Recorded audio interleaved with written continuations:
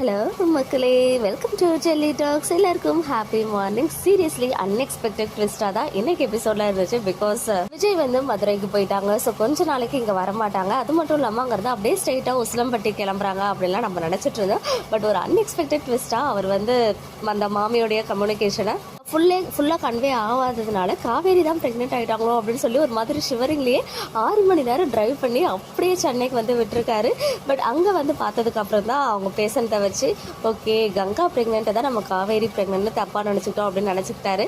அது மட்டும் இல்லாமல் அப்படியே ஒரு அழகாக ஒரு பாப்பாவை மாதிரி அந்த க்யூட்டாக அந்த சைகையெல்லாம் பண்ணி குமரனுக்கு வந்து ஆல் த பெஸ்ட்டுமே சொல்லிட்டாரு. பட் இருந்தாலும் அது எவ்வளோ பெரிய டிசப்பாயின்மெண்ட்டாக இருக்கும்ல. பிகாஸ் அவர் வந்து அது ஒரு ஷிவரிங்கோட நடுக்கத்தோட ஒரு மாதிரி எக்ஸைட்மெண்ட்டோட வந்திருப்பாங்க. பட் அங்கே வந்து பார்த்ததும் அச்சோ நம்ம தப்பாக மிஸ் அண்டர்ஸ்டாண்ட் பண்ணிட்டோமே அப்படின்னு நினச்சிக்கிச்சு ஃபுல்லாக. அண்ட் அன்எக்ஸ்பெக்டடான ஒரு மூமெண்ட் வீக்காவோடைய அந்த ரோட் கான்வர்சேஷன். ஸோ அங்கே போயிட்டு விஜய் வந்து என்ன நடந்துச்சு அப்படின்றதையுமே சொல்லிட்டாரு. ஸோ காவேரி வந்து 1 செகண்ட் ஹைட் தான் பண்ணுறாங்க. ஸோ நான் தான் ஏமாத்திட்டு இருக்கேன் விஜய் அப்படின்னு சொல்லி. அது மட்டும் இல்லாமல் அந்த விஷயம் நீ தான் ப்ரெக்னென்ட்னு நினச்சி நான் எந்த அளவுக்கு ஒரு எக்ஸைட் ஆனேன். வந்து அப்படியே ஒன்று தூக்கி என்னென்னமோ பண்ணணும்லாம் நினச்சேன்.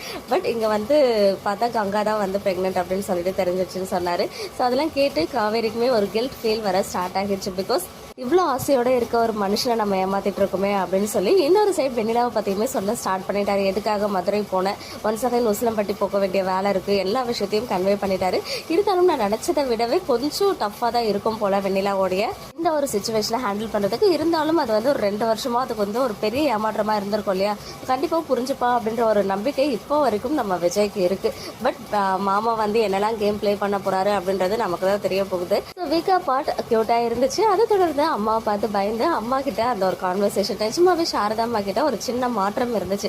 நிஜமாவே நீ அவங்க கூட போயிட்டு வாழ்றதா இருந்தா வாழ்ந்துக்கோ காவேரி அப்படின்னு தான் சொன்னாங்க. இருந்தாலும் அவங்களுக்குள்ள இருக்க அந்த ஒரு பயம் காவேரிக்கு இருக்க அதே பயம் தான் வெண்ணிலாவை பற்றி. ஸோ அந்த பொண்ணால் உனக்கு வேற ஏதாவது அசிங்கம் ஏற்பட்டுருமோ, இன்னும் அங்கே தானே இருக்கா அப்படின்ற மாதிரி பேசுகிறாங்க.